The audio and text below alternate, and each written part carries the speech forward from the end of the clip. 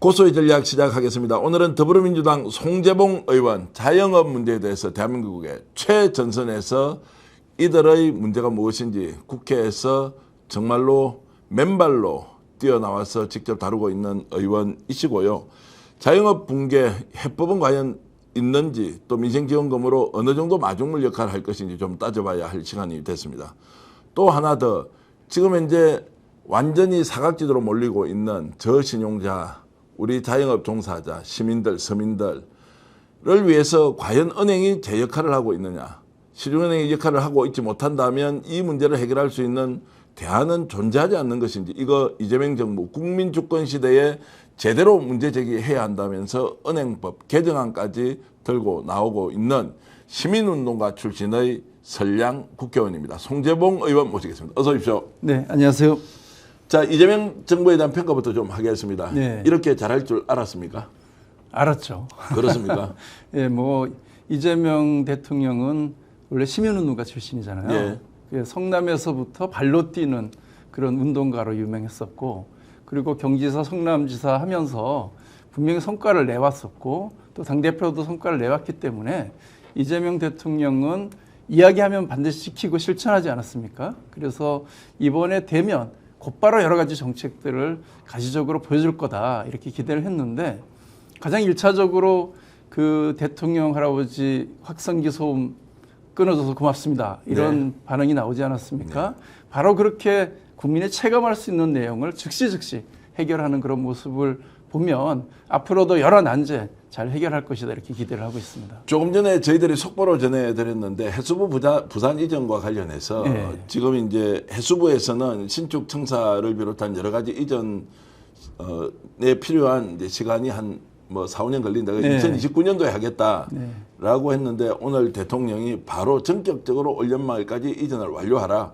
임대해서 들어가면 어떠냐, 왜 신축하느냐, 이런 방식으로 지역 공약을 이행하는 걸 보고 깜짝 놀랐다. 부산이 뭐 엄청 지금 뭐 좋아하면서도 당황하고 있다는 겁니다. 이런 대통령이 어떻게 이렇게 지시를 내리느냐, 이런 부분들은 어떻게 보십니까? 그러니까 오늘 안 그래도 의원총회 때 그 전재수 해수부 장관 후보자가 오셔가지고 큰일 났다, 이 대통령께서 올 연말까지 해수부 부산 이전을 완료해라, 이렇게 이야기를 하셔서 정말 개인적으로는 걱정이지만 정말 다행이다. 이렇게 속도감 있게 일을 추진할 때 이 이재명 정부가 정말 제대로 성과를 낼 수 있다, 이렇게 생각을 하고 있고요. 뭐 그렇지만 많은 분들은 그 정해진 절차대로 하려고 하잖아요. 보통 공무원들의 일하는 방식이라고 하는 것이 정해진 절차대로 한번 말씀드려 3년 뭐 이렇게 걸리는데, 그걸 방법을 바꾸면 얼마든지 다른 대안이 나오지 않습니까? 그걸 이재명 대통령만 할 수 있는 정말 굉장한 능력이다, 이렇게 생각을 합니다. 그 부처 이전을 꼭 신축 건물에만 해야 하느냐, 기존에 있는 건물 임대해서 600명 공무원들 옮기면 되는 것이고, 또 필요하면 보안시설 추가하면 된다, 이제 이런 얘기를 하면서 부산에서는 반색하면서 역시 이재명 대통령 빠르다, 이런 이제 평가를 하고 있습니다. 자, 이런 이제 국정을 속도감 있게 이렇게 추진하는 것도 국민들의 박수를 보내지만, 무엇보다도 안정성이 굉장히 확보되었다. 지금 뭐 한 달도 안 된 정부가 오히려 뭐 대통령 세 번쯤 하는 사람처럼 너무나 이렇게 안정적으로 국정 운영을 한다라고 하는 부분에 대해서는 대통령을 어떻게 평가하십니까? 그 제일 아마 그 국민들이 놀랐던 것이 그 대통령이 윤석열이 임명했던 국무위원들하고 이 어색한 만남과 어떻게 일을 풀어갈까에 대해서 상당히 의구심을 가지고 있었지 않습니까? 그런데 퇴위 두세 번 하니까 다 이분들이 제대로 일할 수 있는 공무원들로 바꿔지고 구체적인 성과를 만들어내고, 또 도시락 먹으면서까지 김밥 먹으면서 대화하고 토론해서 결과를 만들어내는 이런 모습을 보면서 윤석열하고는 정말 완전히 다르구나, 이런 데 대한 그 신뢰가 형성됐다, 이런 게 이제 제일 중요한 것 같고요. 그리고 말씀한 내용, 특히 저는 그 캐나다에 그 첫 취임하고 뭐 거의 한 일주일 만에 바로 그 G7 정상회의 가지 않았습니까? 거기 가서 외교적 역량을 보니까 야, 이게 뭐 정말 뭐 여러 차례 그 이런 정상회견을 한 것보다도 훨씬 더 잘 그 관리하고 운영하고 이런 성과를 만들어내는 걸 보면서 외교 분야, 경제 분야, 그다음에 국정 운영, 뭐 그다음에 남북 간의 그런 대결 문제, 갈등 문제를 풀어나가는 이런 여러 가지 모습을 보면서 아 정말 안정적으로 국정을 운영할 능력과 실력을 가지고 있구나 이런 것을 보여주니까 이제 국민들이 안심하고 잘 수 있다 이렇게 얘기하고 있는 게 아닌가 싶습니다. 자, 드러나는 것을 평가하는 것은 이제 공통적으로 네. 우리 의원님 말씀이 잘 정리해 주셨는데 네. 그런 본질적인 네. 이런 역량은 어디서 나오는 겁니까? 대통령의 이런 역량은 타고난 겁니까? 아니면 학습이 된 겁니까? 어떻게 보십니까? 저렇게 적응을 하면서 자기 진화를 하는 모습 깜짝깜짝 놀라는 국민들이 많습니다.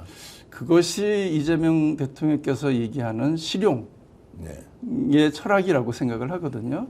그러니까 문제를 보면 문제를 어떻게 해결할 것이냐의 관점에서 보면 다른 대안들이 나오거든요. 근데 이재명 대통령은 그 시민운동을 할 때도 단체장을 할 때도 또 당대표를 할 때도 보면 기존에 정해진 패턴대로 일하지 않거든요.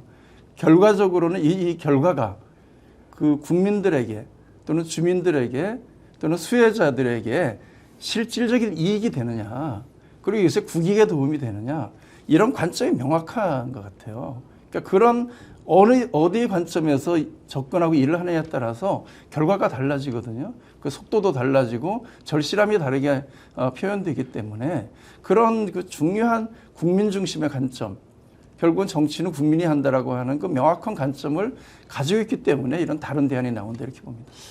자, 송재본 의원께서도 이제 시민운동가 출신이지 네. 않습니까? 보통 이제 원칙, 방향, 주장, 주의 이런 것이 네. 강한 것이 보통 이제 운동가들의 일종의 특징 같은 건데 네. 의원님도 굉장히 실용적으로 현실적으로 문제 접근하고 해결하고 이런 데 좀 익숙하신가요? 저희는 아직 익숙하지는 않죠. 그렇습니까? 저는 원칙과 대의, 예. 그리고 어떤 그 일정한 좀 진보적 관점 예. 이런 것을 좀 지키려고 하는 경향이 강하거든요. 예. 근데 그러다 보면 그 원칙을 지키려다가 더 중요한 결과적으로 다수에게 이익이 가는 일을 좀 늦추거나 예. 포기할 수도 있는데, 예. 근데 이재명 대통령은 그 원칙의 중심에 국민이 있다. 이것이 예. 좀 다르다고 봅니다. 확실하게 이제 참 독특한 대통령, 네. 한편으로는 뛰어난 대통령, 한편으로는 대한민국이 운이 참 좋다 이렇게 이제 하는데 어제 이제 인사를 보더라도 네. 어떻게 해서 철도기관사 출신의 민노총 위원장이 장관이 되느냐. 네. 그리고 네이버의 한성숙 그 대표 같은 분은 네. 또 AI 또는 이 새로운 유튜브 기반의 그 플랫폼 디지털 시대에 적합한 인물로 또 발탁을 하면서 막 극과 극의 인물들이 장관으로 포진을 하고 있습니다. 학교도 파괴가 다 된 것 같고 출신 지역도 파괴가 됐고 성별 나이도 다 파괴가 되고 근데 보니까 또 변호사 출신은 없어 보이고 야 이거 뭐냐라는 것에서 야 확실히 대한민국이 달라지고 있다라는 느낌이 들던데 인사에 대해서는 어떻게 보셨습니까? 그 인사는 일단은 그 정치인 출신들이 좀 많이 국회의원 출신들이 많이 좀 발탁을 했는데 그분들도 그 관련 분야에서 상당히 성과를 냈던 분들. 그러니까 이것이 성과 중심의 능력 중심의 인사다라는 것을 명확하게 좀 보여주고 있고요. 네. 그리고 그 농림축산부 장관인가요? 송미령 장관은 또 유임이 됐죠. 그거는 정말 충격적이었습니다. 그럼에도 그 국무회의 과정에서의 여러 가지 그 어떤 발언하는 내용이나 역량을 보고 그래 유임을 판단했다는 거 아닙니까? 그래서 이 이재명 정부는 성과를 내는 사람 중심으로 인사를 하는구나 이걸 명확히 좀 보여준 것 같고요.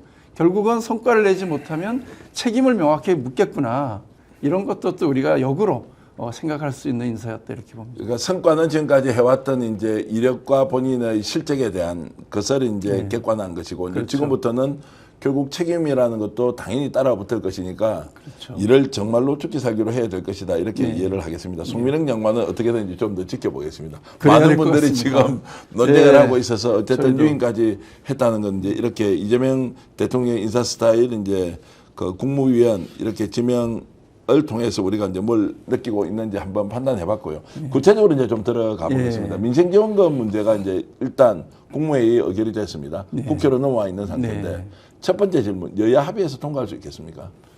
민생회복지원금은 지금 그 저희가 이 야당 시절에도 민생회복지원금이 필요하다. 이렇게 계속 주장을 해왔던 거 아니겠습니까? 근데 그 당시에 일관되게 현재 국민의힘이 반대 입장을 가지고 있어서 이것을 여야 합의로 통과시키는 것이 매우 어려운 난제일 거는 같다 이렇게 생각을 하는데요. 근데 문제는 국민들이 그때와는 다르게 절대적으로 지지를 하고 있지 않습니까? 그러니까 민생회복지원금에 대해서 그동안 획일적으로 주는 보편 지원은 안 된다는 것이 국민의힘의 주장이었는데 이번에는 그래서 보편 지원과 또 약자에 대한 또 두터운 지원을 같이 하는 선별 지원을 복합적으로 하지 않았습니까? 그러니까 국민의 입장에서도 사실 무조건 반대할 명분은 줄어들었다. 그런 면에서 앞으로 여야 간의 협상을 잘 해나간다고 하면 최대한 좀 합의로 통과될 수 있도록 만들 수 있지 않겠는가 이런 기대를 하고 있습니다. 예전에 비해서 포퓰리즘 논란은 확실히 좀 줄었습니다. 줄었던 이유는 뭐라고 봅니까? 가장 중요한 이유는 국민들이 경제가 너무 어렵다. 이대로 가다가는 정말 민생 경제가 완전히 무너지겠구나라고 하는 절박한 위기의식이 있고 그것을 현실적으로 체감하고 있고 그리고 여러 가지 지금 소득이 줄지 않았습니까? 소비 여력이 없는 거예요. 그러다 보니까 시장의 활성화라고 하는 정책을 수행할 수단이라고 하는 것이 없다. 이거 외에는 다른 대안이 없다라고 하는 국민적인 어떤 동의와 공감의 폭이 과거에 비해서 확실히 높아졌기 때문에 아마 국민의힘도 무조건 반대하기는 어렵지 않겠는가 이렇게 생각합니다. 체감을 다들 하고 있지만 실제로 이제 현장에서 예. 느끼는 힘든 정도가 어느 수준입니까? 제가 지난 선거 때 우리 지역의 주거 지역으로 그리고 상업 지역으로도 꽤 괜찮은 지역이었거든요. 거기를 방문을 하는데 그 카페 사장 한 분이 남자 이제 젊은 청년이었습니다. 이분이 저희 집이 우리 이 골목 상권이죠. 골목 상권의 등대입니다. 이런 얘기를 하는 거예요. 그래서 처음에 네. 아니, 등대 왜 갑자기 내륙 지역에 등대가 왜 나와 이렇게 얘기를 했더니 저녁 7시에서 8시가 되면 인근 상가가 다 문을 닫고 자기 하나만 문을 열고 있다는 겁니다. 네. 그만큼 장사가 안 되고 또 문 닫은 가게도 많고 이러다 보니까 자기 집이 등대 역할을 하고 있다. 그런 얘기를 그 당시에 듣고 저희가 들어가서 바쁜데도 불구하고 정말 여러 가지 음료수부터 예. 이렇게 사서 나온 기억이 있는데 지금 전체적으로 이 내용을 보면 자영업자 수가 5개월 연속 감소. 그것이 윤석열의 내란 일으킨 이후에 올 5월까지 연속 감소. 이런 적이 없거든요. 자영업자의 총수가 20만 이상이 줄었다 이렇게 얘기하잖아요. 이렇게 급격히 줄고 있고 연체율은 11년 만에 최고다. 그러니까 역대 11년 만에 연체율이 최고다 하면 장사가 안 되고 고금리고 이러다 보니까 이제 빚을 진 분들이 자영업자들이 빚을 못 갚고 있는 거죠. 이게 엄청난 이제 우리나라의 금융 위기의 문제까지 올 수 있다 이런 거고 더 중요한 월소득 100만 원 미만의 자영업자 수가 922만 명이다. 이렇게 통계가 나오거든요. 근데 내 수입이 0원이다. 이렇게 보고를 한 자영업자가 지난 연말 기준으로 하니까 100만이 넘습니다. 그러면 이분들은 수입이 하나도 없는데도 불구하고 500만 정도의 100만의 자영업자는 유지하고 있고 100만 원 미만이라는 것은 급여도 안 나오는 거 자기 인건비가 안 나오는 상태잖아요. 최저임금조차 안 되는 그러니까 거죠. 적자 상태에서 현재 유지하고 있는 예. 이것이 약 920만 정도가 된다. 예. 이렇게 이야기한다고 하면 사실 폐업을 해야 되는데 지금 폐업을 할 수 없어서 유지하고 있는 상태. 그러니까 이분들의 입장에서는 너무나 절박한 지금 상태다 이렇게 볼 수 있죠. 자, 그래서 이제 민생지원금이 상당히 효과가 있을 것이다. 네. 마중물은 될 것이다. 그렇죠. 라고 이제 그렇습니다. 하는 것이고, 그러면 어느 정도 이게 이제 효과가 있다고 우리가 지금 예상할 수 있습니까? 제가 볼 때 기존의 이제 연구로 보면 이 민생회복지원금을 줄 경우에 지원금에서 약 26에서 36% 정도가 소비로 이어진다. 이것이 예. 기존까지 연구의 이제 일반적인 통계였고요. 미국 같은 경우는 40%까지 소비로 연결된다. 이렇게 이야기를 했는데 지금 상태로 보면 소비 여력이 국민 전체가 없지 않습니까? 네, 예. 그리고 이것이 시한이 정해져 있는 소비 쿠폰으로 지원을 하는 다른 방식의 지원이거든요. 네. 현금 지원이 아니라 쿠폰으로 지원을 하기 때문에 아마 지원금의 실적에는 거의 전액이 소비로 연결될 거다. 실제로 4개월 안에 다 쓰겠죠. 이걸 안 그렇죠. 쓰고 가지고 있을 리는 없으니까. 그렇죠. 예. 그렇기 때문에 4개월 내에는 소비 진작 효과가 체감할 정도로 예. 즉시 나타날 것이다 이렇게 보여지니까요. 예. 그 지금 현재 소상공인이나 자영업자들 입장에서는 정말 마른 하늘의 담비 같은 그런 효과를 낼 것이다. 그리고 소비자들 일반 국민의 입장에서도 지금 가처분 소득이 굉장히 낮아진 상태 아니겠습니까? 그러니까 저축할 여력이 없어요. 그러니까 무조건 다 쓸 가능성이 높기 때문에 그리고 이것이 시장을 통해서 재사용될 가능성이 있거든요. 그러니까 승수 효과도 훨씬 높게 나타날 것이다 이렇게 예상합니다. 예. 자, 그러면 이제 단기간에는 효과가 있다. 네. 그러면은 4개월 이후에는 네. 이게 이제 스스로 체력을 회복해서 네. 자영업, 골목 상권이 부활할 수 있느냐. 이것은 좀 다른 문제이지 그렇죠. 않습니까? 다르죠. 어떻게 이 문제를 이제 지금 일단 단기 처방은 네. 응급 처방으로 좋습니다. 한번 하겠습니다. 라고 했고요. 그 다음부터 이걸 이제 어떻게 할 것이냐. 자영업 문제에 대해서 본질적으로 좀 접근을 해야 될 거 아닙니까? 네, 맞습니다. 어떻습니까? 뭐 자영업 문제의 가장 중요한 이제 해결책은 지속 가능한 소비가 그 오프라인을 통해서 이루어지는 것이 상당히 중요한 과제인 것 같습니다. 1차적으로는 근데 지금 온라인 마켓으로 시장이 계속 빼앗기고 있다 보니까 더 어렵고 또 하나는 그 이 유통 플랫폼들의 독과점 문제로 인해서 이 소상공인들이 실질적으로는 그 중개 수수료라든가 또는 그 배달료 이런 부담 때문에 그 판매를 해도 수익이 안 남는 구조라고 하는 거 아니겠습니까? 그래서 온라인 플랫폼을 포함한 이런 유통시장을 공정하게 관리하는 시스템으로 만들어야 되는 것이 굉장히 중요하고요. 또 하나는 이제 그 지역 내에서의 그 소비가 지속 가능하게 만들어주는 효과를 내는 것이 뭐냐. 그것이 바로 지역화폐, 지역사랑 상품권이거든요. 네, 예. 그래서 올해 그 1차 추경에서 지역사랑 상품권 4천억을 배정을 했고 그리고 2차 추경에 지금 6천억을 배정을 하지 않았습니까? 그래서 지역사랑 상품권을 통해서 지역 내에서의 소비가 온라인 마켓으로 빼앗기지 않으면서 골목 상권에서 소비가 지속적으로 이루어질 수 있는 시스템 이걸 좀 더 안정적으로 구축해 나가는 것 이런 것이 이제 중요하고요. 뭐 가장 근본적으로 보면 전체적으로 우리 경제가 회복이 돼야 되는 거죠. 네. 그래서 우리가 이재명 정부의 중요한 그 이 방향이 회복과 성장 아니겠습니까? 회복은 당연히 뭐 그런 그 경제 회복도 있지만 민주주의 회복 여러 가지 그런 회복을 해야 되는 것이고 동시에 성장이라고 하는 그 성과를 만들어내서 이 전체적인 시장이 활성화되고 또 국민들의 소득이 늘어나서 소비력이 증가하고 또 해외 수출이라든가 또는 그 외국 관광객이 국내로 들어오고 이런 것들이 전체적으로 좀 정상화되는 구조가 가야 아마 소상공인 문제가 어느 정도 해결 방향을 찾지 않겠는가 이렇게 봅니다.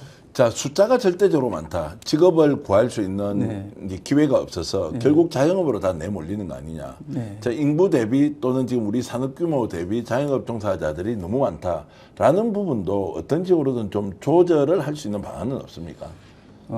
그런데 이것을 강제적인 구조조정은 좀 어려울 거다 이렇게 봅니다. 왜냐하면 우리 산업 구조가 이미 바뀌고 있어서 예. 제조업 중심의 일자리가 기대만큼 늘어나지 않고 있거든요. 그래서 양질의 일자리가 제조업에서 지속적으로 생겨나지 않고 있는 상태에서 이 자영업 영역의 구조조정을 과하게 할 경우에 실은 이분들은 어디도 갈 수 없는 그런 실업 상태로 내몰릴 수밖에 없기 때문에 현재의 상태를 유지하면서 연착륙시키는 이제 전략을 저희가 좀 잘 펴야 된다 이렇게 보고요.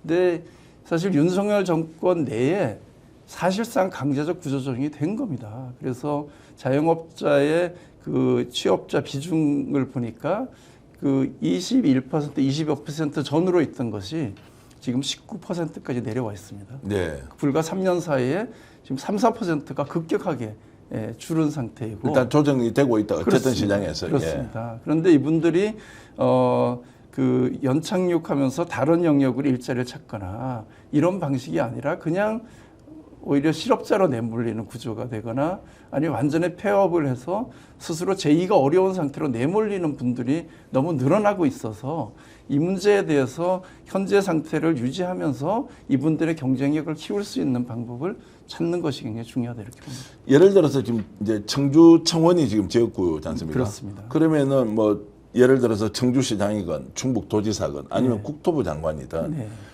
지금 우리나라 주택 공급 또는 도시 개발을 하는 걸 보면 상업 공간을 실제로 너무 많이 만든다 또는 그렇게 허용해 있다. 일부에서는 국가가 할 수 있는 것이 결국 특정한 공간에서 상행위가 이루어진다고 하면 자 주거는 부족하고 예를 들어서 상업은 너무 많다라고 했을 때 이런 밸런스 게임으로 뭔가 좀 조절을 하면서 공급량 자체를 줄이고 지금 현재 자영업을 하고 있는 사람들이 조금은 경쟁력을 가질 수 있도록 하는 이런 이제 일종의 도시계획적인 측면이라든지 또 인허가와 관련된 부분에 대한 조정 이런 것도 필요하다고 생각하지 않습니까? 그렇습니다. 이제 앞으로 아마 자영업으로 그 새롭게 진입하려고 하는 분들을 지금은 누구나 진입할 수 있게 돼 있지 않습니까? 그래서 사실 프랜차이즈나 이런 것도 과도하게 지금 출점이 이루어지고 있고 이런 이제 문제가 있어서 그런 분야는 그 독일 같은 경우는 보니까 일정하게 그 자격을 갖춘 사람들이 자영업에 진출하도록 그런 어떤 사전 교육 시스템이라든가 이런 자격증 제도 같은 게 있더라고요. 그러니까 우리도 아마 길게 보면은 좀 그렇게 해서 스스로 경쟁력을 일정히 가진 분들이 이 자영업 영역으로 진입할 수 있게 하는 그런 좀 정책도 필요하고 그 말씀 주신 대로 이 도시계획이 사실 문제가 있습니다. 도시계획이 좀 더 종합적으로 그런 계획을 세우고 전체 도시에서 그러면 자영업의 비중이라든가 상가 비중이라든가 이런 걸 어떻게 할 것인가에 대한 그런 어떤 협의가 부족한 채로 개별 그 택지 개발을 할 때마다 그 수익성 극대화의 관점에서 상업지역을 과도하게 형성하다 보면 이게 풍선 효과거든요. 신도시 지역은 그러면 일정하게 상권이 형성되는 대신에 구도심 지역은 더 상권이 침체되고 어려워지다 보니까 전체적으로 보면 이게 사회의 전체적인 그 안정망과 관련된 부담을 늘리는 효과를 내기 때문에 그 도시계획 차원에서 그걸 좀 잘 관리하는 건 굉장히 중요하고 그런 게 단체장들이 앞으로 해야 될 중요한 책무다 이렇게 봅니다. 그러니까 국회에서 의정 활동을 하시니까 이제 제가 봤을 때는 국가가 일종의 이제 공급 총량을 규제할 때 이제 이런 방식으로 도시 기본 계획 또는 지금 현재 지구단위 계획 수립을 비롯한 여러 가지 인허가 상황, 도시개발 사업 이런 것들에서 이제 어쨌든 총량을 좀 조절할 수 있는 방법 이것이 이제 실질적으로 연구돼야 된다고 보는 이유는 이미 오프라인이 온라인의 시장을 뺏겼지 않습니까? 이거 어쩔 수 없는 거지 않습니까? 국민들이 온라인 쇼핑을 하지 말라고 할 수 없는 것이라면 결국에는 이제 그 공간의 활용의 총량 면적을 좀 조절하는 것은 국가가 가능하지 않느냐 뭐 이런 생각을 이제 말씀하시는 분들이 많더라고요. 그래서 좀 이런 것들을 정책에 좀 반영시키면 자영업과 관련된 문제 장기 처방이 되지 않겠느냐 이제 이런 말씀을 좀 드리는 거고 자영업도 이렇게 하면서 성공한 모델들도 주변에 자주 보십니까? 어떻습니까? 사실 성공 모델이 그렇게 많지는 않은 것 같아요. 많지 않습니까? 개별 자영업자의 특별한 능력을 통해서 경쟁력을 갖춘 자영업자들은 있죠. 그래서 뭐 정말 줄 서서 그 기다리면서 그 소비자들이 줄을 서서 기다리는 업소도 꽤 있지 않습니까? 그런데 결국 그런 방식은 제로섬 게임 아니겠어요?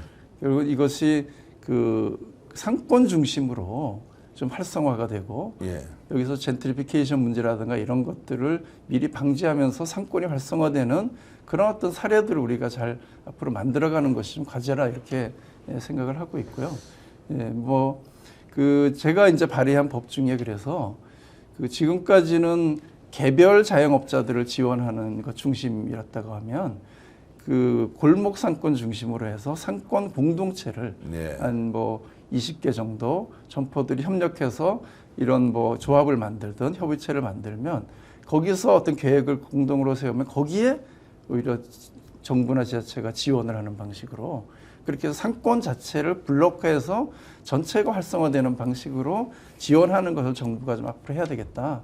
그래서 그 법을 제가 발의를 해서 현재 심의를 하고 있는 그런 자, 상태입니다. 어느 정도 진행됐습니까? 굉장히 이제 딱 들어보니까 참 네. 좋은 아니다. 뭐 네. 돼지갈비 골목, 네, 뭐 그렇습니다. 예를 들면 뭐 횟집 골목 네. 이런 것들을 오히려 지역에 특화된 네. 단지를 만들어 준다는 것은 굉장히 이제 좋은 것 같은데 네. 어느 정도 지금 진척이 돼 있습니까? 지금 이제 소위에 네. 올라가 있고요. 네. 그리고 관련 부처하고 협의는 마친 상태인데 그 관련 부처에서도 등에 동의를 한 상태입니다. 네. 그래서 이거는 아마 그 법안 소위가 열리면 곧 통과될 수 있는 수준까지 현재는 와 있습니다. 구체적으로 어떤 지원책을 내세우고 있는가요? 그 내용은요? 그러면 거기에는 이제 그 공동체를 형성해서 거기서 우리가 상권을 어떻게 앞으로 발전시키겠다라는 계획을 세울 수 있게 하는 거죠. 네.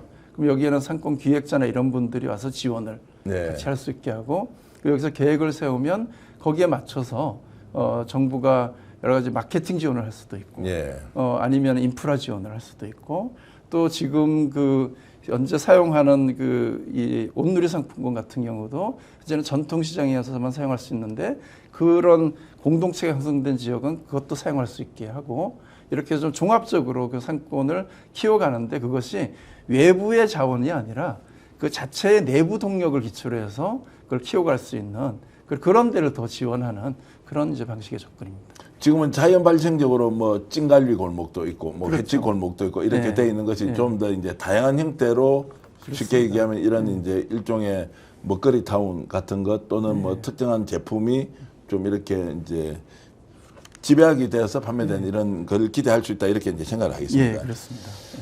자, 지금 이제 자영업 문제와 관련해서 또 하나 지적해야 할 것이 자영업자들이 냉정하고 객관적으로 봤을 때 지금 우리 공공은행, 시중은행, 이제 공공은행의 지원을 제대로 받고 있느냐.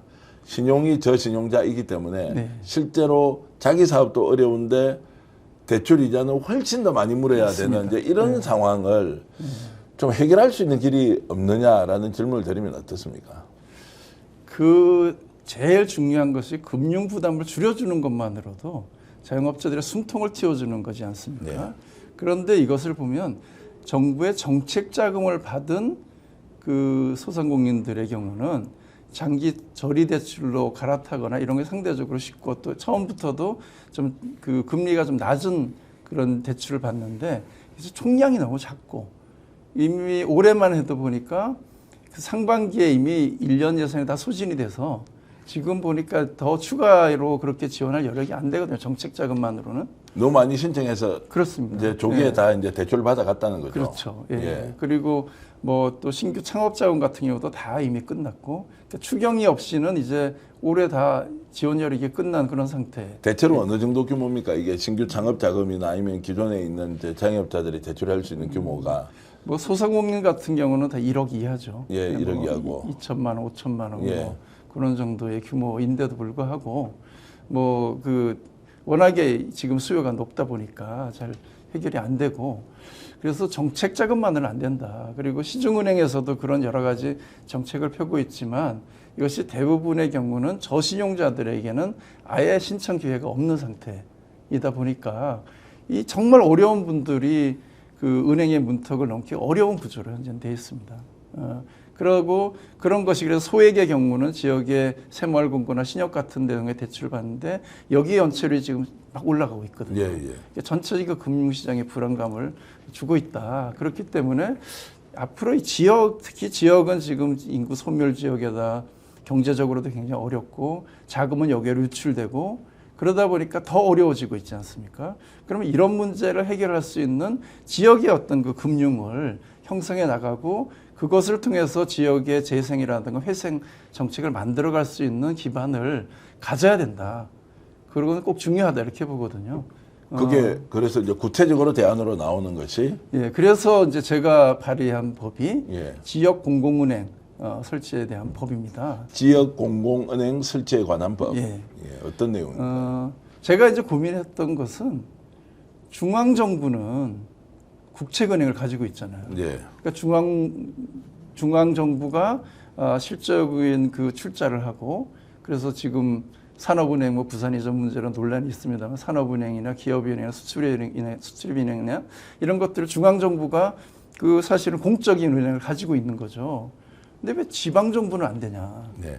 지방정부는 훨씬 더 주민 밀착형으로 일을 하고 그럼 지역의 그런 여러 가지 정책적인 지자체 정책적 필요 또 그 사회적인 어떤 약자라든가 서민들이 금융 접근성을 높일 수 있는 여러 가지 수단을 지자체가 오히려 정책적으로 만들어서 운영한다고 하면 훨씬 더 효과적으로 활용할 수 있을 텐데 그리고 지역에 있어서의 가장 큰 재원의 규모가 어디 있냐면 다 지자체가 가지고 있습니다.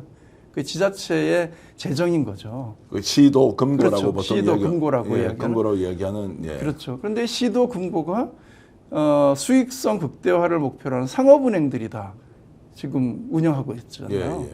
거기서 나온 수익도 결국은 그 상업은행들이 다 가져가고 그것이 결국은 여기로 유출되는 지자체 예산조차도 그래서 지역을 위해서 제대로 쓰여지지 못하는 한계가 있기 때문에 이런 것들을 지역 공공은행이 직접 관리하면서 나오는 수익을 가지고 지역 주민들을 위해서 제대로 그 금융 서비스를 한다고 하면 정말 지역의 그런 어려운 그 금융 소외계층들에게는 굉장히 좋은 그런 도움이 될 것이다 이렇게 보는데 그래서 그런 법을 한번 만들어 보자 이렇게 해서 발의를 하게 됐던 겁니다. 자, 그러면 이제 그 법을 발의를 했는데 예. 필요성은 충분히 공감을 합니다. 네. 근데 왜 속도감 있게 진행이 안 됩니까? 일단 기본 시각이 지자체가 무슨 금융기관을 소유한다는 거야? 그거 위험하잖아. 이런 식의 생각들이 있습니다.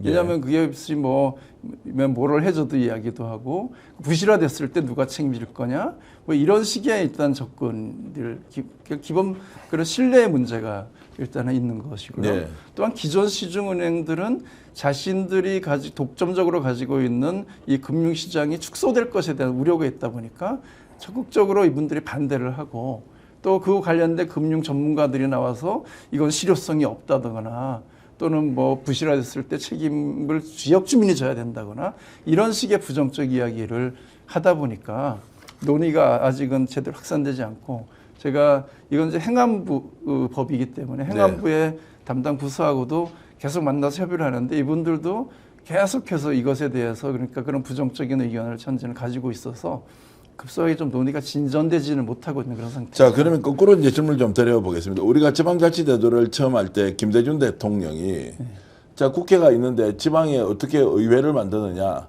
거기다가 기초의회까지 만든다고 말이 되는 거야. 지역 토호들이 다 해먹을 거다라고 이야기를 했지만 지금 뭐 지방자치단체가 만족할 만한 수준은 아니지만 지방의회가 제 역할을 하고 있지 않습니까? 상당히 수준이 높아졌습니다. 예, 그렇지 않습니까? 이제 그것도 하나 생각이 나고 두 번째는 자, LH가 있습니다.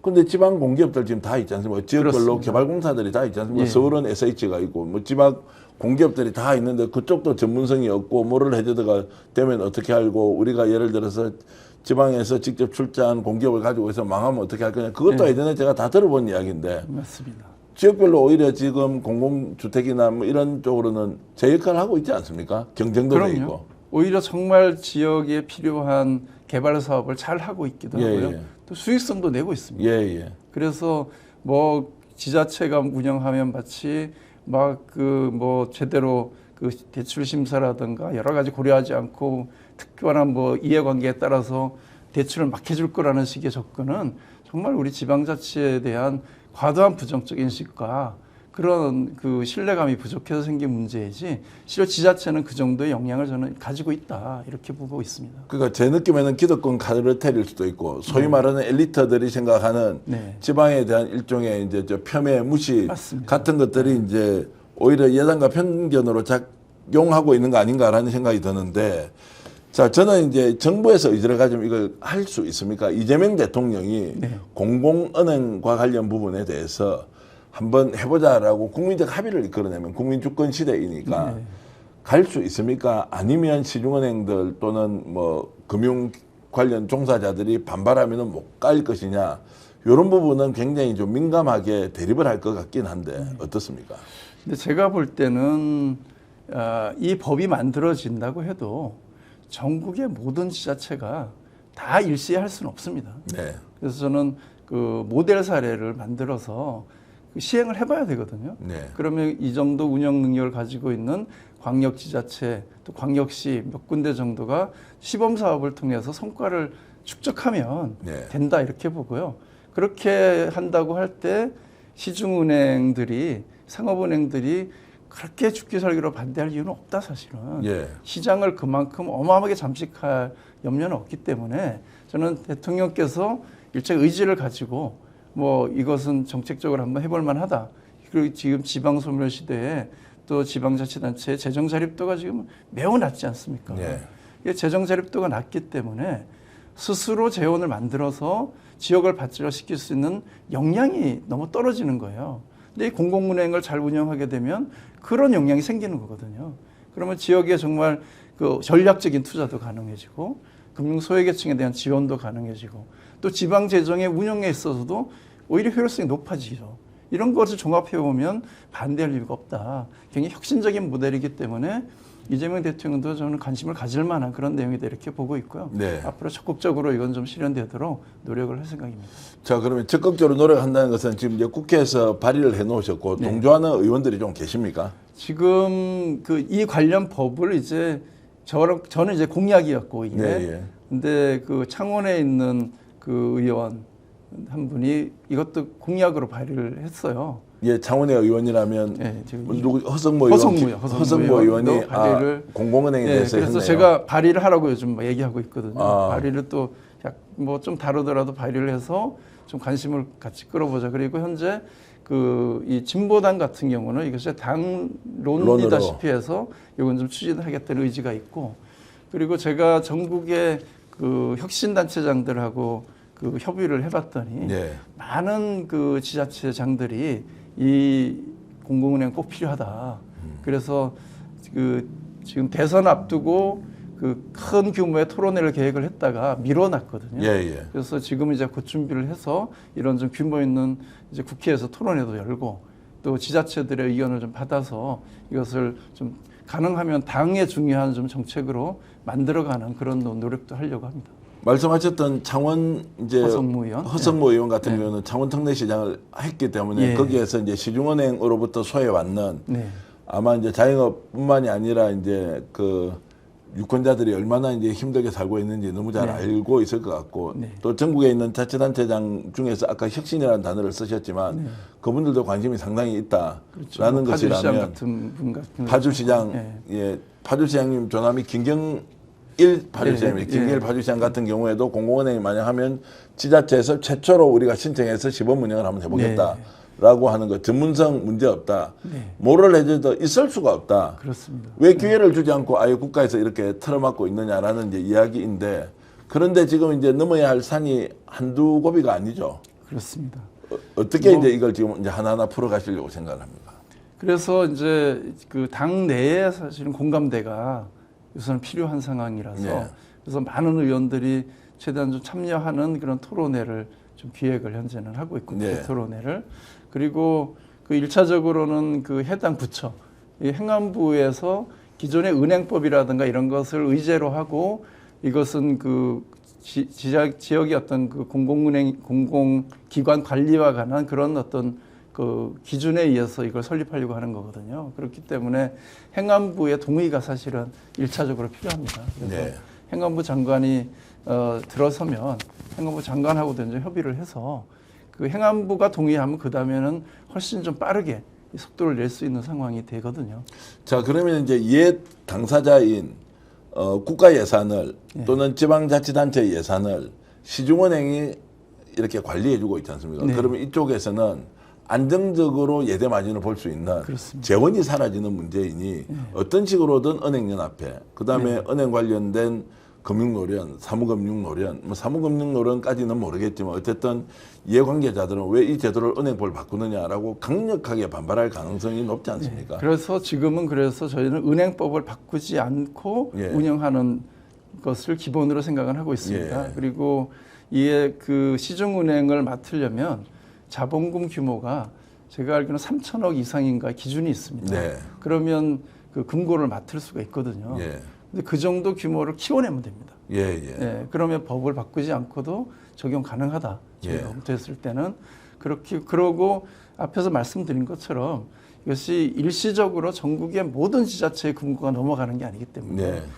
여러 이제 그런 사례가 만들어지고 점차적이고 점진적으로 이렇게 변화가 일어날 것이라는 측면에서 보면 반발은 하겠지만 이것을 막 그냥 반드시 저지해야 되겠다는 수준의 그 반발은 일어나지 않도록 잘 협의하고 설득하는 그런 과정이 좀 필요하고, 이건 또 노조하고도 잘 저희가 협의해야 되는 숙제도 있고 그렇습니다. 그렇죠. 충분히 협의해서 이것이 네. 이제 새로운 시장을 만드는 걸로 이제 가야 될 테고, 기존 시장을 이렇게 뺏어간다는 논리로 가면 이제 이해관계가 워낙 첨예하게 맞설 것이어서. 네. 근데 이렇게 이제 만들면 어떤 효과가 있습니까? 그게 이제 가장 중요한데, 국민들이 바라봤을 때는 네. 공공은행을 만들면 어떤 효과를 기대할 수 있습니까? 그러니까 1차적으로 보면 그 은행, 공공은행이 만들어진다고 하면 비영리 은행이죠. 그러니까 이 수익을 누가 가져가느냐. 그러니까 기존의 상업은행은 그 수익을 대주주의 이익이 돼버리지 않습니까? 그래서 더 중요하게는 그러고 이 본사가 있는 쪽으로 이익이 다 가버리는 거예요. 그럼 지역에서 수익을 내도 그 수익이 지역으로 재투자되지 않는 문제가 있는 거죠. 근데 지역 공공은행은 수익을 내면 수익의 전체의 금액이 지역을 위해서 재투자되는데 그것도 공익 목적으로 쓰여진다는 거죠. 그렇기 때문에 지역에 여러 가지 정책 사업을 할 수가 있는 거죠. 예를 들면 어떤 단체장이 우리 지역은 정말 지역의 순환경제 시스템을 잘 만들어서 우리 지역이 지속가능하게 발전하게 해야 되겠어. 그렇게 생각한다고 하면 협동조합이라든가 사회적 기업이라든가 이런 쪽에 집중 지원을 해서 그런 쪽에 어떤 사회연대 경제가 성장할 수 있게 할 수도 있고, 아니면 특정 산업을 육성해야 되겠다고 하면 그런 분야에 전략적으로 재정을 투자해서 중앙정부의 여러 가지 심사를 거치지 않고 우리 지역의 고유의 모델을 만들어갈 수 있는 시도를 할 수도 있는 거죠. 또 이제 동시에 그 상대적으로 저신용자들의 경우는 은행 문턱을 넘지 못해서 더 큰 고통을, 불이익을 받고 있는 거죠, 사실은. 이런 분들에게 관계의 그 기반에 그런 어떤 그 금융 시스템을 만들어서 그 지원을 한다고 하면 사회 취약계층들의 그 어떤 그 복지와 관련된 영역에서도 상당히 효과를 낼 수 있다. 네. 그러니까 어떻게 이 문제를 운영하느냐에 따라서는 지역의 재생과 회생과 또 성장에 그 마중물 역할을 할 수 있는 아주 소중한 돈이 될 수 있다, 이렇게 봅니다. 국민들에게 제대로 알려지면 호응도가 굉장히 높을 것 같다는 생각이 좀 들고요. 예. 결국에는 저신용자들에게 새로운 기회를 공공의행위에서 우리가 운용하는 이 자금으로 벌어든 수익을 지역에 대투자, 그리고 지역에서 이 돈을 쓰겠다고 하는 저신용자들한테 기회를 제공할 수 있다면 참 얼마나 좋겠느냐는 생각이 들어서. 근데 어떻게 이걸 국민들에게 이제 알려나가실 겁니까? 당장 국회에서도 의원들도 뭐 동조를 안 해주고, 은행에서는 동의할 리도 없고, 행자부에 가보니까, 행안부에 가보니까, 야, 이거 할래 말래 하면 뭐 안 되는 이야기만 하고, 이게 전문성이 있습니까? 뭐를 해줘도 되면 어떻게 할 겁니까? 돈은 어떻게 자본금 마련할 겁니까? 이렇게 모든 곳이 사실은 저는 돌부리처럼 느껴지는데, 어떻게 이거 알리면서 이제 해 나가야 됩니까? 그 제일 중요한 것이 국민적인 좀 관심과 지지가 높아지면 예. 정치인들은 움직이게 돼 있지 않습니까? 네. 그래서 우리 스픽스에서 좀 더 스피커를 크게 좀 이렇게 키워주시면 제가 앞장서서 좀 뚫고 나가도록 그렇게 하겠다, 이런 말씀드리고요. 그 국회 내에 그 의외로 동의하는 의원들이 좀 있습니다. 특히 뭐 그 을지로위원회에 계신 의원님들이나 아니면 지금 그 사회혁신 포럼을 참여하는 의원들, 뭐 이런 이제 의원들에게는 공감대가 좀 있거든요. 그래서 이 공감폭을 좀 넓혀가는 노력, 이것도 앞으로 좀 집중해서 해나가려고 생각합니다. 특히나 이제 지방자치단체장 출신 의원들, 기초 출신 의원, 이제 국회의원, 그리고 이제 기초위원회 광역의원을 거쳤던 또 국회의원도 많지 않습니까? 이분들은 딱 들어보면 이거 야 한번 해보자. 두 가지 의미가, 첫 번째는 국민들의 삶을 좀 더 개선할 수 있다는 거 하나. 두 번째는 이걸 정치적으로 잘 활용하면 내가 재선, 3선 더 큰 정치한테 굉장히 유용하고 도움이 되겠다. 그러면은 이제 은행연합회나 각종 협회에서 들어오는 소위 말하는 로비나 이권 뭐 이런 것들이 있지 않습니까? 이거 배격하고 아예 그냥 국민주권 국가에 나는 그냥 시민들 믿고 유권자 믿고 그냥 갈래. 라고 이렇게 좀 통 크게 나오는 의원들이 있을 것 같기도 한데요. 그렇습니다. 그리고 제가 이 법을 발의할 때 우리 의원 단톡방에 올려서 동의를 좀 받았거든요. 28분이 동의를 했습니다. 아, 그렇습니까? 보통 10분만 받으면 되거든요. 법안 발의할 때. 근데 이미 28분이 이 법안에 동의를 해줬으니까 아예 기반이 없는 건 아닙니다.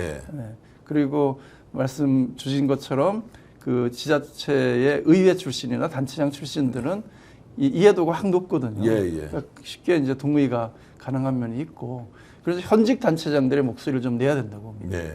현직 단체장들의 시장군수협의회라든가 구청장 협의회라든가 이런 곳에서도 이것을 좀 법이 제정돼야 된다 이런 의견을 좀 낼 수 있게 만들고 이 민간 밖의 단체 중에서도 요 관심 있는 단체들이 몇 개 있어요. 네. 거기에 전문가들도 있고 그런 분들하고 좀 힘을 합쳐서 크게 이렇게 좀 여론을 형성해 나갈 필요도 있다고 봅니다. 지금 국회의원 임기 이제 지금 1년 좀 예, 지났죠. 그렇습니다. 3년 가까이 남았는데 네. 그 안에 성과 낼 수 있겠습니까? 내야 된다고 생각합니다. 그러면 성과 내면 재선하시는 거고 성과 못 내면 예. 그냥 정치 그만하시고 이런 정도로 각오를 단단히 하면서 뛰고 그러면서 뭐 국회의원이 아니라 이제 단체장 뭐 이 기회도 오실 테고 네. 여러 가지 상황으로 굉장히 중요한 의제를 저는 잘 잡았다고 생각을 하는데 네. 그렇게 판단하고 계십니까? 그렇습니다. 예. 예. 저희 의원실에도 그래서 저희 벌써 2번이나 서울에서 토론을 했지만 국회에서도 했지만 지역에서도 토론회를 했는데 전국 각 지역에서 관심 있는 분들이 왔었어요. 네, 예. 그만큼 이 관심도는 상당히 있다 저변에는. 근데 이것이 대중적으로 확산하는 것이 지금은 이제 숙제다 이렇게 보고 있습니다. 워낙 그 뚫고 나갈 벽이 두텁고 높기 때문에 거의 목숨 걸고 해야 될 것 같은데 그런 각오로 예. 제가 하여튼 뛰겠습니다. 3년 안에 끝을 내고 아니면 나 정치 그만둔다라는 각오로 뚫고 들어가도 제대로 통과할 수 있을까 없을까 저는 잘 모르겠는데 어쨌든 용기 있는 이런 시도가 굉장히 의미가 있다고 생각하고요. 네. 무엇보다도 제가 오늘 인터뷰 누군가의 추천을 받고는 그 생각을 했죠. 이재명 대통령 시대에 국민주권이란 것이 무엇이냐. 우리가 지금 활용하고 있는 모든 산업은 사실 국민이 있어서 이렇게 만들어진 거 아닙니까? 네. 어느 순간 그 만들어진 기관, 그 단체가 마치 국민과 관계없이 우리만 독보적으로 존재할 수 있는 기반이 있었다라고 착각하고 있는 그 사실을 우리는 지금 깨달아야 한다. 그래서 이재명 대통령을 통해서 국민주권이라는 것이 무엇인지 내가 정말로 쓰고 있는 이런 여러 가지 좋은 서비스가 결국에는 국민 한 사람 한 사람이 존재해서 일어난 것인데 어느 순간 되면 그 국민은 소외받고 있다라고 했을 때 우리는 어떤 정책을 내놓고 어떤 방안으로 국민들과 함께 무엇을 만들어갈 것인지 이제 고민해야 되는 것이고요. 그런데 청주에서 이제 정치하시면서 시민운동가시고 네. 근데 정말로 큰 일을 하고 계시네요. 뿌듯하겠습니다. 보통 이야기는 뭐 요즘 서울대, 법대, 내란과 이런 거 들어보셨죠? 네.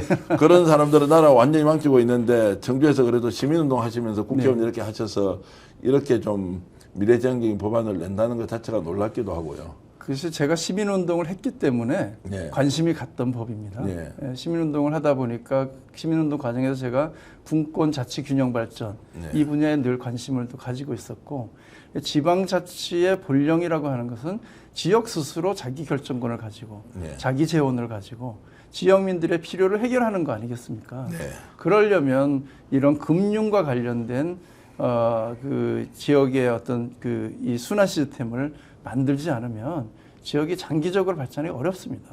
지금도 자금의 여기 유출이 굉장히 심하거든요. 예. 그러니까 지역에서 아무리 열심히 일을 하고 부가가치를 만들어도 그것이 지역 내에서 순환되지 않고 다 수도권을 빨대욕걸해서 빨려가고 만다고 하면 지역은 열심히 일만 하고 과실은 외부로 나가는 거잖아요. 근데 이 금융이 살아있으면 그런 시스템을 방어하고 지역의 주민들의 삶의 질을 실제로 높일 수가 있거든요. 그래서 제가 법을 만들던 정책을 하던 그 최종 수혜자에게 이것이 어떤 효과가 가고 어떤 도움이 되냐 이것을 그 1차적으로 생각해야 된다. 그것은 시민운동을 했기 때문에 그런 또 관점이 생긴 거다 이렇게 생각합니다. 나라 전체의 문제를 가지고 논의하는 거 중요하지만 오늘 지역 문제 아니 공공은행이라는 문제는 사실은 대한민국 전체의 문제인데 지역 출신 국회의원이 이런 제안을 해주시니 파격적이다, 혁신적이다 이런 생각이 들어서 제 목소리를 내어야 국가는 그때부터 쳐다본다. 자기 목소리를 내지 않는 자들은 결국 목소리를 내는 자들이 다 가져가고 난 나머지를 먹을 수밖에 없다라는 생각을 하면서 균형 발전 그리고 지방자치 이런 것들도 결국에는 국민들이 유권자들이 그 지역에 살고 있는 시민들이 목소리를 내어서 바꿔가야 하는 것이지 맞습니다. 가만히 있는데 중앙정부가 알아서 해준다 이런 것은 존재하지 않는다. 전국에 계신 우리 스픽스 애청자 여러분 그리고 지역구 국회의원 여러분 오늘 송재봉 의원을 통해서 우리가 지금 마주하고 있는 이 현실에서 어느 정도 적극적으로 강력하게 목숨 걸고 움직여야 국민주권의 시대를 열어가는지 그 단면과 하나의 사례를 직접 공유하고 있다 이런 말씀을 드리겠습니다. 고소의 전략 오늘 굉장히 의미 있었습니다. 저도 의미 있었습니다. 조회수가 중요한 것보다는 이 소식을 접하는 여러분들이 이런 방식으로 한번 바꿔보자 하는데 공감을 좀 해주시면 고맙겠습니다. 송재봉 의원과 함께 했고요. 자, 저희들 스픽스 구독, 좋아요 많이 이렇게 응원 격려해 주신 여러분께 진심으로 감사의 말씀 드립니다. 광고 말씀 잠깐 드리겠습니다. 프리미엄 연어 콜라겐 더블 플러스 공동구매 가격으로 3개월분이 29,900원에 판매되고 있습니다. 요즘 스픽스몰 들어와 보시면 공동구매로 이런 가격으로 이 제품 판매한다는 것이야 라고 탐복하는 분 많은데요. 스픽스몰 회원 가입하시고 또 직접 들어와서 필요한 상품 구매해 주시면 더욱더 고맙겠습니다. 오늘 고소의 전략 송재봉 충북 청주 청원을 지역구로 두고 있는 송재봉 더불어민주당 의원과 함께 했습니다. 시청자 여러분들께 인사드리면서 저희들은 물러가겠습니다. 여러분 안녕히 계십시오. 고맙습니다. 오늘 방송 어떠셨습니까? 마음에 들었다면 구독, 좋아요로 스픽스를 응원해 주십시오. 여러분들의 구독, 좋아요는 가장 큰 힘이 됩니다. 스픽스 구독, 좋아요.